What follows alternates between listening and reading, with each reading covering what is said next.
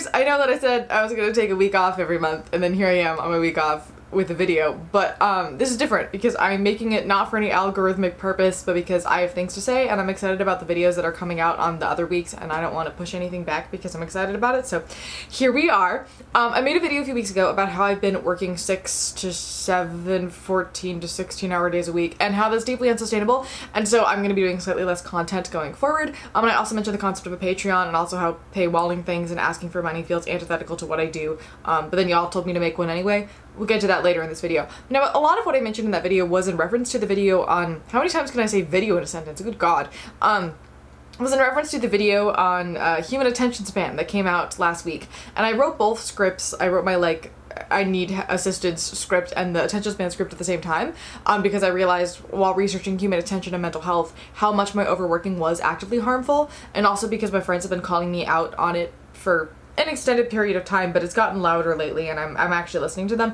But since then, I've actually taken what I learned while making that video and turned it into practice in my life, and it is completely changing my energy levels and how much I'm able to get done, which is then giving me so much more energy and also more time to be a potato, and I want to tell y'all about it because this has been life-changing. So I want you to know about it.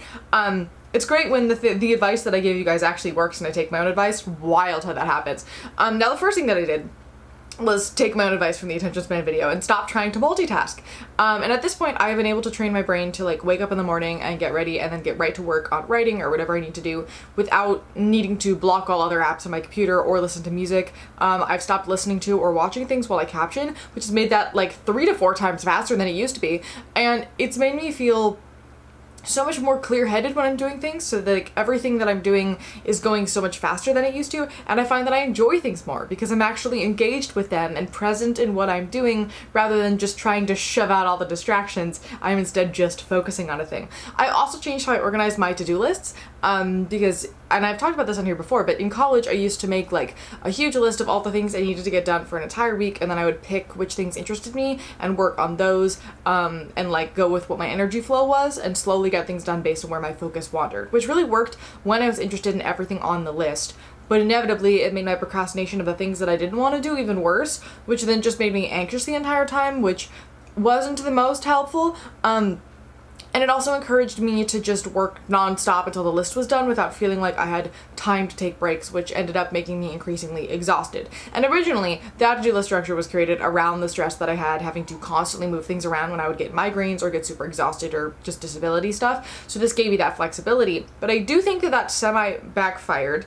And so I changed that. So yes, there's still week chunks at the top of my to-do list, here's generally what I need to get done this week, but then I break down how to get those things done during the week on various days, and I organize it so that I'll have a day where a task is very focus heavy, and then the next day will be a more chill, less focused day. And I will also include a catch-up day somewhere in there, or 2 catch-up days, so that if plans change, I can move things around without having to move everything long-term around. And that list is also very much in pencil, so I've gotten used to moving stuff around and not being really bothered by that. And I also prioritize things that I want to do the least, as doing those first, both as earlier in the week, but also the first thing I do when I get up in the morning, so it's not hanging over my head the entire time as I'm doing the things that are more fun. It also means that it gets most of my fresh brain energy, my fresh emotional energy on that project, so I'm able to get it done faster, which is wonderful. But the 2 main things that have been life-changing for me the most on this is that I made a rule for myself. This is shocking if you know me as a person, this is a shocking rule, but I made a rule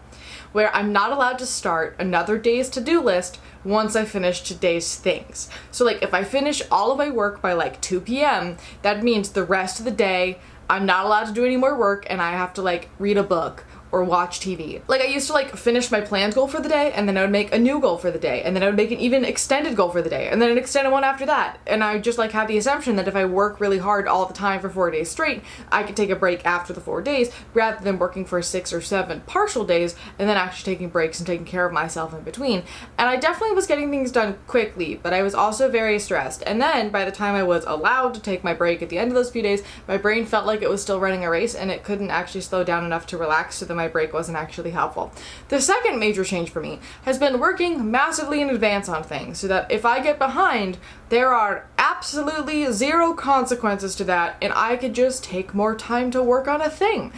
This is not a thing most people with most careers are able to do, so this is a privilege and I acknowledge it. But since I'm able to, I've been operating on the schedule for the last 2 months and it has completely changed the game. But basically, when a new month starts, I spend the first week doing my 2 non-dramaturgy videos. I complete those. Those are done by the end of the first week of the month. And then I spend the second week of the month working on my dramaturgy deep dive video, which sometimes only takes a week. It sometimes expands out over a few weeks.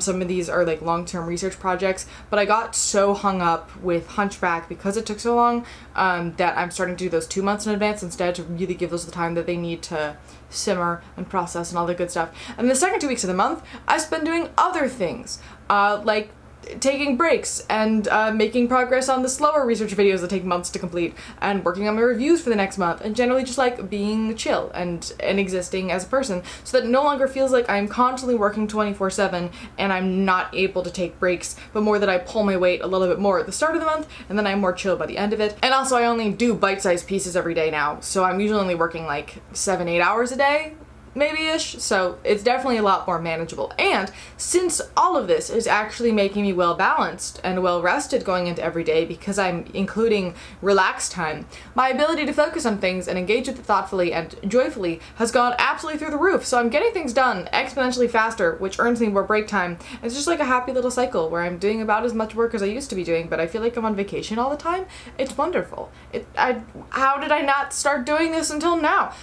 So if any of this is helpful for you, please take it, use it in your own life. I highly recommend it. I'm handing this information off to you. I have a feeling that the system is going to feel completely different in the winter when seasonal depression hits, but for right now, it's going spectacularly and I'm having a wonderful time. And also I'm reading so many books, and not just like disability books to review, but like things that have been on my TBR list since middle school. I'm slowly, finally working through that list. It's been wonderful. I love it. I'm having a great time. Now, the second part of this video, that's also the update from the other video last month, or I don't actually know how long ago it was. This is part of the problem of filming things so far in advance. I don't know when anything's happening. But I made a Patreon. I did it, and don't worry, I'm not doing extra work for it, mostly. I promise.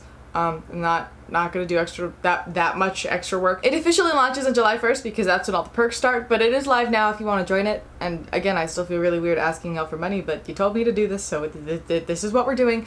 The whole thing, I got creative with it, is Curious Incident themed because I think that I'm funny. So there's the 4 tiers, and they're all prime number costs, and they're named after pieces of the book.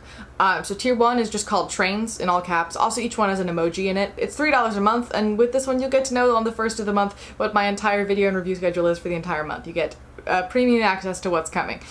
Tier 2 is A-level maths.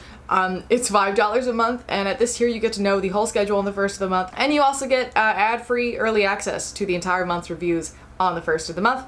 Tier 3 is Toby the Rat. He's $7 a month, and on the first of the month you will get early ad-free access to all of my long-form videos and my reviews for that month.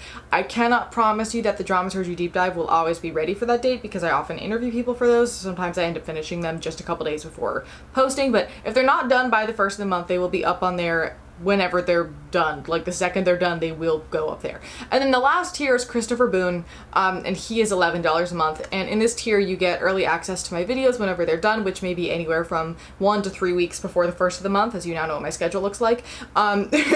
You also get to vote on things when I'm indecisive about videos. You get access to my Google spreadsheet of my timeline of everything that I've ever reviewed or analyzed on this channel because it's kind of my favorite resource I've ever compiled, and it gives me the ability to see like how tropes and representation have changed over time and by medium, and it's really cool. So you're gonna get access to that, and you're also gonna get access to me for personalized media recommendations, help finding resources, doing research, whatnot, that kind of stuff. And that does not mean that you can't still, if you're not in this tier, email me asking for help. A lot of people do that, but often if you do email me asking for help, I will direct you to other resources rather than, you know, really working with you to create something that's specifically helpful for what you need, because I don't have time to do that for everybody. But in this case, with this tier of Patreon, it will be a little bit more personally involved. I kind of envisioned this tier as being a little bit more for people who are like disability researchers or interested in writing disability representation, sort of. So yeah, I also thought about adding in like Patrons get exclusive info about performances I do if I don't post about them on social media, because occasionally that happens.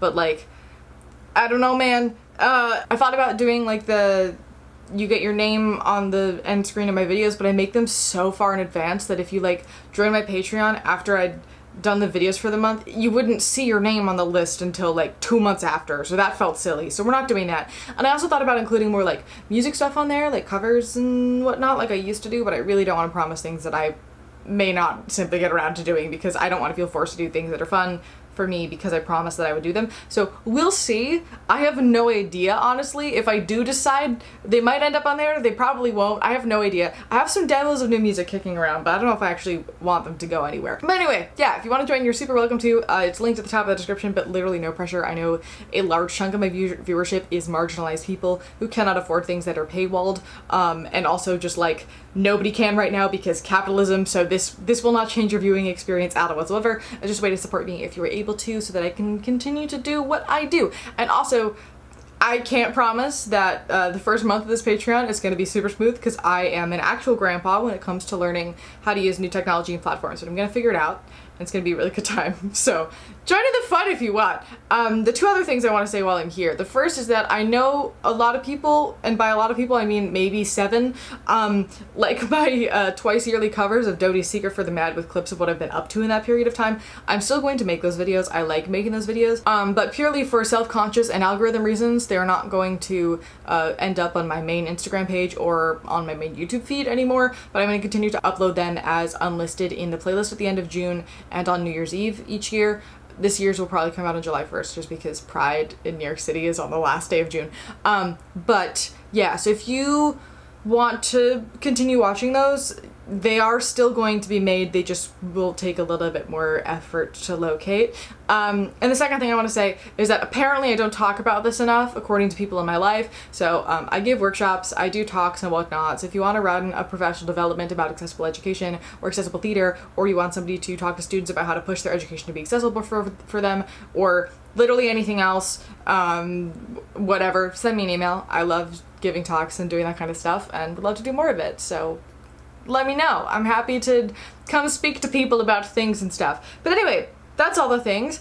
I hate promoting myself. That felt very icky, but that's my job. But I hope you learned something about economizing energy in this video at the same time also, hopefully. But yeah, thank you so much for being here. I'm not gonna do my usual outro here because that feels weird, but I have a really interesting video for you next week that I'm really stoked about, so keep an eye out, and I'll see you then. Bye!